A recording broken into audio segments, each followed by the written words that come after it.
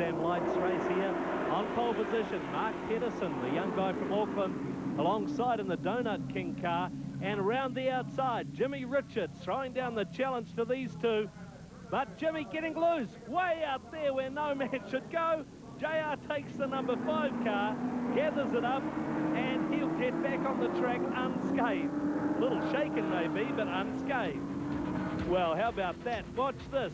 First turn, very fast corner off the front straight, gets way up there on the loose, gathers it up still, which is the most impressive bit, and gets it back on the track. So the Master Trade Trans Am Light has an eventful start to this race. Meantime, of course, everybody else is up and gone, with Brock leading them out. Mark Pedersen there in the Donut King car, looks like he's in 3rd spot, and Jake Stoneman, what a great comeback, is running in 2nd right now.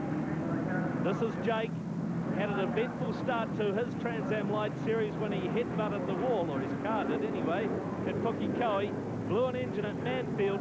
Oh, Dennis running, getting way out there where Jake Stoneman had his 3rd bad experience of the series. There's Jake when he got the car stuck up on the bank in the first race here.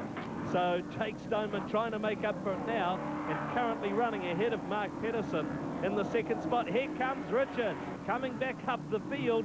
Better look out. See, John Sorensen points the finger. Yep, take the inside line. I'm not going to fight you. And Richo goes through. So Sorensen, oh, Richards using all of the, oh, and also using all the track and the grass.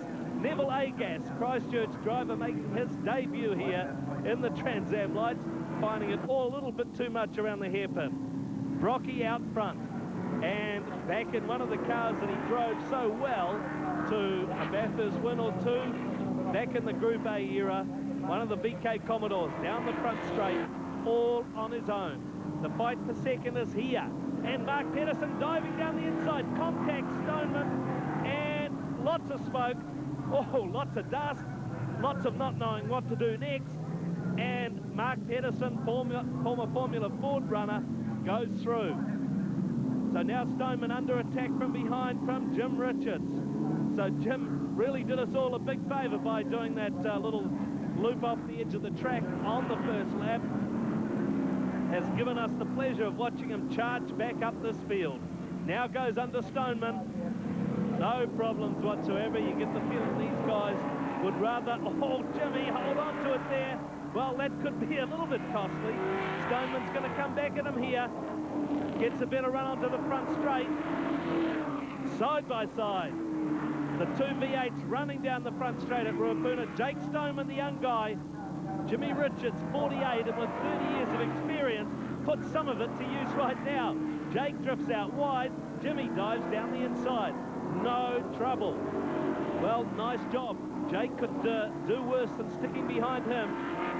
But Brocky up front, the man who's going to take this one out if he just keeps it on the road. There's no question. Look how far back these guys are. And Jimmy gets off the edge of the track. That brings Mark Pedersen down under him. So Jim Richards has been making up huge ground, but then got very loose on a very scary part of the track. Peter Brock, checkered flag time, takes his 2nd win at Trans Am Lights. Mark Pedersen coming down for the 2nd place, and Jim Richards, what a comeback, 3rd. That's just what those runs you have in racing. You know, every now and then something clicks and you go together and you think, well, it was my run. And you left Jim to do all the hard work behind you. Yes, I noticed him off the road and what have you, but now I got the Trans Ams, and that'll be a bit of decent work. I'm quite sure of that. Well, if the sound of motor racing is